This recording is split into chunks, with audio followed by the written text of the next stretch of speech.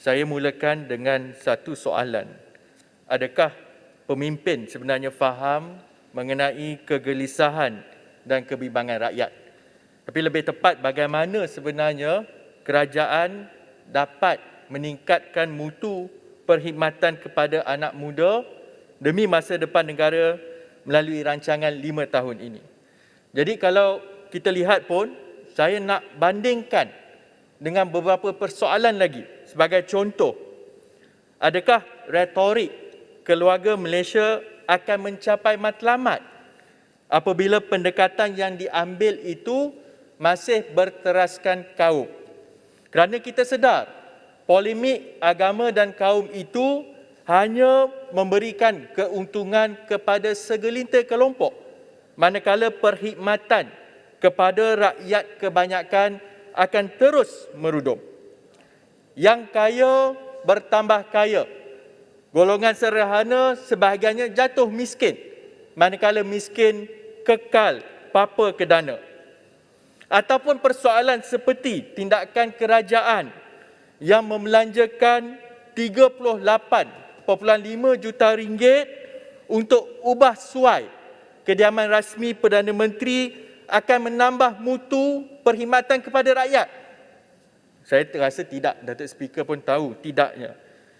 Tapi jika dibandingkan pula, ianya seperti satu penghinaan kepada penjawat awam. Lebih daripada 800,000 orang yang membuat sumbangan solidariti untuk melawan COVID-19 yang menyumbang 30 juta ringgit ke akaun amanah bencana. Walau apa pun yang ada pada hari ini, kita tahu bukanlah yang terbaik. Malah mungkin tiada segan silu untuk ambil kesempatan. Malangnya kita seperti tiada pilihan, terpaksa berkorban dan telan sahaja demi kelangsungan dan dengan sedikit harapan agar masa depan akan berlaku perubahan.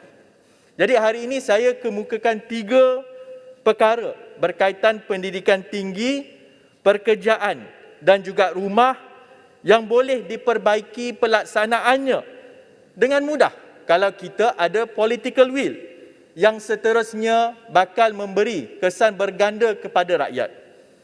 Sebab kelompongan ini jika tidak diatasi akan terus merugikan rancangan masa depan negara, memangsakan anak muda dan paling teruk, rakyat juga terpaksa tanggung beban dan bakal dipersalahkan. Contoh pertama adalah TVET. Laporan Ketua Audit Negara sebut bahawa pencapaian output TVET ini tidak mencapai sasaran RMK 11. Malah jumlah ambilan pelajar pada tahun 2016 adalah sebanyak 139,699, jatuh turun kepada tidak lebih daripada 100,000, iaitu 99,589 pada tahun 2020, menunjukkan tren penurunan sebanyak 28.7%. Mungkin masalah itu berlaku di TVET itu sendiri. Banyak komplain yang saya dengar daripada ahli-ahli parlimen mengenai peruntukan yang tidak dapat. Tapi juga seharusnya kita lihat bahawa ianya bermula daripada kadar kemasukan itu sendiri. Jadi saya merasakan kita perlu tingkatkan pendedahan mengenai kerjaya. Bukan sahaja soal TVET, tetapi juga peluang-peluang pendidikan, cabang-cabang kerjaya itu di awal bangku persekolahan lagi. Jawapan seperti standardnya kita dah ada perkhidmatan kaunseling di sekolah. Bila tamat persekolahan akan ada kaunselor. Itu sebenarnya tidak cukup buat ketika ini. Kita perlu ada jambatan yang lebih kukuh menghubungkan alam persekolahan dan juga alam pendidikan yang selanjutnya. Maka saya ingin kemukakan kepada Kementerian Pendidikan, Kementerian Pendidikan Tinggi, Kementerian Sumber Manusia, rangkumkan sekali pemegang-pemegang taruh, mereka pemain-pemain industri untuk merangka satu inisiatif yang lebih khusus, program pendedahan kerjaya kepada anak-anak serta ibu bapa. Sebab ibu bapa ni kadang-kadang memberi pengaruh yang terlalu luas kepada anak-anak sedangkan suasana ekonomi itu telah berubah. Seterusnya, kita tahu bahawa perkara ini... Boleh speaker? Nanti tambah masa 2 minit. Sedikit saja, Yang Berhormat, Johor Bahru. Saya memang sangat tertarik dengan poin berkait dengan TVET dan kita tahu ekosistem TVET sebagaimana disahkan oleh laporan Ketua Audit melibatkan fragmentasi antara 7 kementerian. Jadi, bawah Pakatan Harapan sebelum ini kita anjurkan dilaksanakan dan diluluskan undang-undang bagi mengawal selia hanya satu saja agensi, kawal akreditasi, bukan membiarkan terlalu banyak fragmentasi. Anak-anak kita pun hilang harapan untuk meneruskan pengajian. Mohon pandangan Yang Berhormat. Saya bersetuju dengan pandangan Permatang Pauh, sebab itu saya sebut di awal tadi, penyelesaian itu sebenarnya mudah. Kita rangkumkan balik kerjasama yang erat, cuma perlu ada political will daripada kementerian-kementerian untuk berbincang dan ada solusinya. Yang mana berkait dengan perkara kedua, iaitu soal pekerjaan. Kita tahu bahawa masalah yang terbesar ketika hari ini adalah soal mismatch. Apa inisiatif Menteri Sumber Manusia ataupun kementerian? Mereka kongsikan kononnya kejayaan My Future Jobs, portal yang membantu anak-anak muda ataupun individu mencari kerja dan digambarkan kejayaan mendapatkan 185,493 individu mendapat pekerjaan. Nampak cantik. Tapi sebenarnya agak terpesong dan bagi saya seolah-olah menggambarkan kejayaan palsu.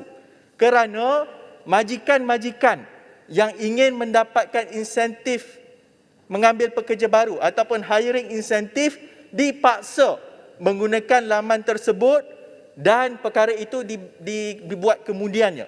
Kerana data menunjukkan bahawa daripada jumlah tersebut seramai 146,258 individu yang diambil kerja, iaitu hampir 80% sebenarnya tujuannya untuk dapat insentif penjana tadi, 354 juta ringgit. Jadi maklum balas yang kita terima daripada para pengguna, mereka sebenarnya komplain website tersebut tidak membantu, malah bila memohon sesuatu pekerjaan itu tunggu berbulan-bulan tiada respon. Jadi hakikatnya kalau betul kita nak memperbaiki keadaan job matching itu, kita benarkan pemain-pemain industri untuk memainkan peranan yang lebih dan jangan kacau market tersebut hanya atas alasan insentif. Malah insentif yang dilalukan oleh kerajaan itu boleh dikongsikan bersama dengan job matching yang lain seperti di Job Street, di NXO dan sebagainya. Perkara ketiga, soal perjalanan anak muda ini sudah pasti soal rumah. Sementara saya menyambut baik komitmen kerajaan untuk meneruskan usaha membina rumah-rumah mampu milik, saya ingin mengingatkan kerajaan supaya jangan jadikan skim rumah mampu milik sebagai satu skam ataupun penipuan kepada rakyat. Kerana yang akan menjadi mangsa ini adalah keluarga-keluarga muda. Kenapa saya kata skam? Pertama, rumah yang lewat, sakit, terbengkalai ini kebanyakannya terdiri daripada rumah-rumah mampu milik. Yang ini saya mohon Menteri KPKT untuk bekalkan data tersebut. Buktinya, saya telah turun. Kalau kawasan saya sini ada rumah yang dulu sakit, prima terberau. Tidak cukup setakat itu, saya berjumpa dengan para pembeli di Melaka Tengah 2, rumah prima di sana, rumah prima di Port Dickson. Projek ini terbengkalai yang menjadi masalah. Bila berlaku masalah tersebut, para pembeli tiada kuasa untuk mendesak. Dan perkara yang lebih teruk sebenarnya, kerajaan ataupun undang-undang yang ada ketika ini dilihat seperti memihak kepada pemaju. Saya ambil contoh. Ada Akta Langkah-Langkah Sementara ataupun Akta 829 ini bagi mengurangkan kesan COVID yang menyebut apa-apa perjanjian yang dibuat antara pembeli dengan pemaju bagi tempoh Mac dan Ogos itu diberi pengecualian daripada bayaran LED. Mac, Ogos tahun lepas. Klausa ini sebenarnya memihak kepada pemaju walaupun sebagai pembeli mendapat moratorium daripada bank. Tapi pembeli yang rumahnya dah terbengkalai ataupun lewat, mereka satu masih terpaksa bayar bunga. Yang ini Timbalan Menteri Kewangan tahu. Memang terpaksa masih bayar progressive payment. Dan yang kedua, mereka terpaksa membayar rumah sewa yang sepatutnya tidak perlu disewa kalau rumah itu siap sempurna. Masalah yang lebih malang, yang ini saya minta kementerian tengok balik. Dalam akta itu juga dilihat seperti berat sebelah apabila ada section 35(3), yang mana menteri boleh, disebut dalam akta tersebut, menteri boleh jika menteri berpuas hati bahawa masa tambahan itu diperlukan kepada pemaju, maka ruang pengecualian bayaran LED itu akan diberikan kepada pemaju tanpa perlu berbincang dengan pembeli. Jadi bagi saya, ini menyebabkan kalau tidak diuruskan isu rumah mampu milik, ini bukan kes tahun, 2 tahun, dah 5 tahun. Saya ada jumpa kes yang 10 tahun terpaksa menanggung beban akibat rumahnya terbengkalai. Jadi saya mengusulkan kepada menteri yang baru ini, sebab menteri yang lama mungkin tak boleh pakai, saya harapkan menteri KPKT yang baru ini untuk membuat pindaan kepada Akta Pemajuan Perumahan, Kawalan dan Pelesenan 1966 ataupun HDA, ataupun lebih baik mengemukakan satu akta baru bagi mengawal dan melindungi para pembeli rumah mampu milik. Jadi sebagai penutup, Datuk Yang di-Pertua, saya mengharapkan walaupun isu yang saya bawakan pada hari ini bukan isu sensasi ataupun seksi, tapi saya mengharapkan isu-isu asas seperti rumah, seperti pekerjaan dan juga pendidikan ini kita bagi keutamaan, kita sebut rancangan Malaysia ke-12, tempoh masa 5 tahun, ambil peluang ini. Jangan sia-siakan bila dah sign MOU, sibuk pula berpolitik dan sebagainya, dan saya mengharapkan kepimpinan yang ada pada hari ini meletakkan kepentingan negara melebihi segalanya. Sekian, terima kasih Datuk Yang di-Pertua. Terima kasih Yang Berhormat